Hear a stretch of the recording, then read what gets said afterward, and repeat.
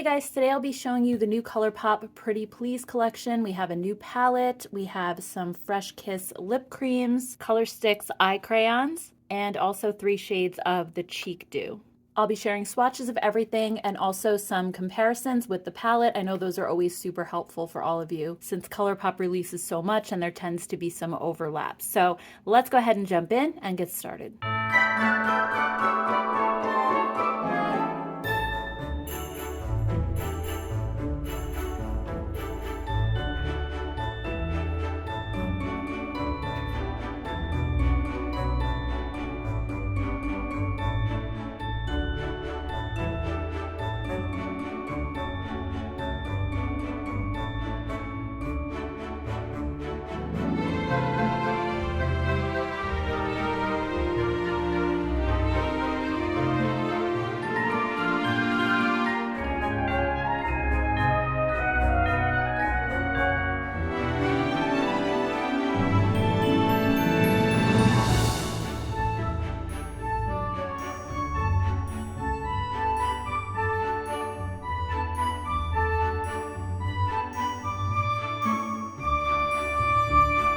First, let's check out the 3 new shades of the Cheek Dew Serum Blushes. These are great if you like a more sheer wash of color on your cheeks, but they can be built up as well. So the shades we have are Parisian Chic, Summer Nostalgia, and True Romantic. And I will blend these out for you guys so that you can see what the colors look like blended.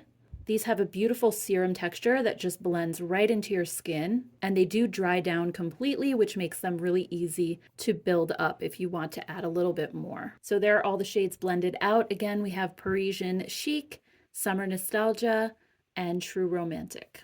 Next, there are also 3 new shades of the Fresh Kiss lip cream. So this formula is a very weightless, moussey texture that leaves a soft, blurred finish on your lips. And the 3 shades are Off to Paris, I Heart That, and Fleur Love.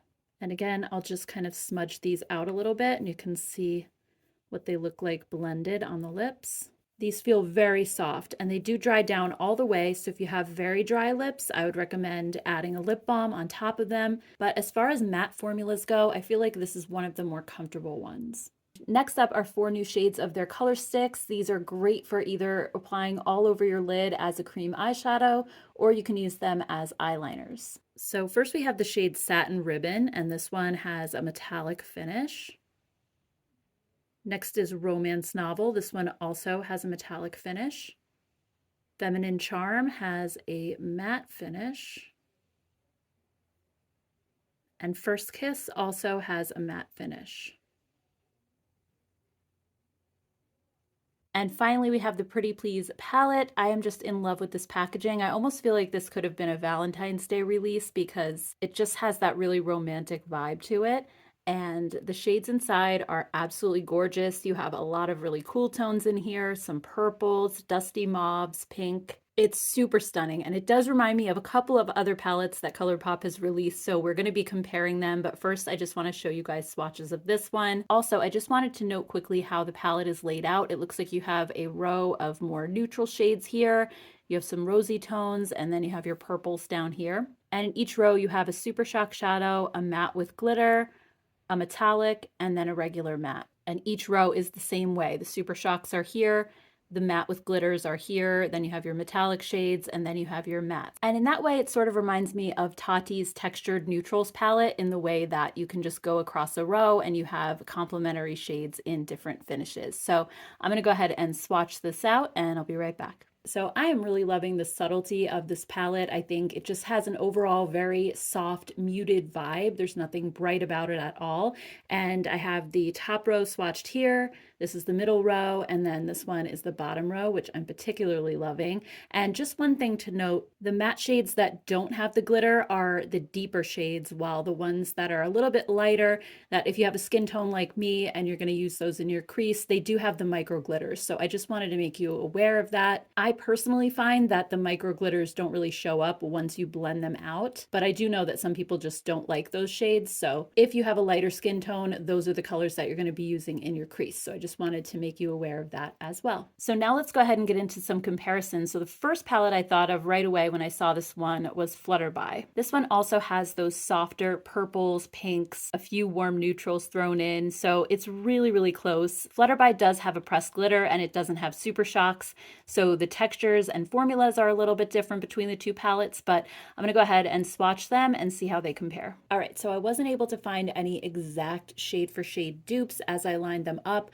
but I do think that Flutterby has a really similar vibe. It has a little bit more brown in it than the Pretty Please palette, and also it does have this glitter. Personally, I like the textures in the Pretty Please palette a little bit better. I love using the Super Shock shadows, and I like that they used a little bit more rosy tones, like for example this one instead of the brown, or this purple instead of this brown. So if I had to choose between the two, I would choose Pretty Please, but if you already have Flutterby, then you might not feel like it's different enough to really warrant buying the new one. Next, let's compare it to Making Mauves. This one also has those softer purples and pinks, and it really, just looking at the two side by side, it looks like a mini version of the Pretty Please palette. So let's go ahead and do some swatches. Wow, so these actually aren't quite as similar as I thought they were going to be. Again, the overall vibe is very similar, but I could not match up any of these shades. They're all different if you look at each one next to the other, but I do feel like you could probably get some very similar looks out of the Making Mauves palette. The next palette that I wanted to compare it to is Stone Cold Fox. Even though this one is mostly neutral, it does have those dusty pink and purple shades as well, so I wanted to see how close they actually are. Okay, so these are actually pretty similar as well, but I think that the Stone Cold Fox palette just has more brown and gray, and Pretty Please has a little bit more of the purples and the pinks, but I know that a lot of you guys have Stone Cold Fox, so I wanted to make sure that I showed this comparison because